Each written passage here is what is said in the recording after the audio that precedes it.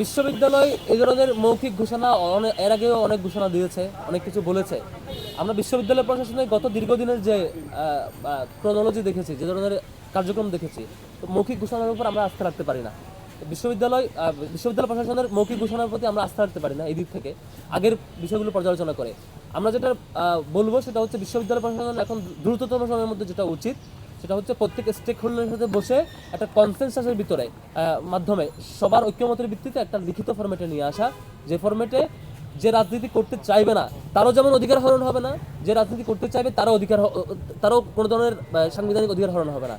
একই সাথে বিশ্ববিদ্যালয়ের অধিকাংশ শিক্ষার্থীর যে প্রত্যাশা হল এবং আবাসিক এরিয়ার যে সেফ থাকা, এবং একই সাথে রাজনৈতিক সংগঠনগুলোর যে প্রত্যাশা বিশ্ববিদ্যালয় এরিয়ায় তার রাজনৈতিক কর্মসূচি বাস্তবায়ন করতে পারা, সবগুলোর সামষ্টিক প্রত্যাশাগুলো মাথায় রেখে এবং সবার সম্মতিতে একটা লিখিত ফরম্যাটে লিখিত অ্যানাউন্সমেন্ট আসার আগ পর্যন্ত শুধুমাত্র মৌখিক ঘোষণার উপর আমরা কোনো ধরনের আস্থা রাখতে পারছি না।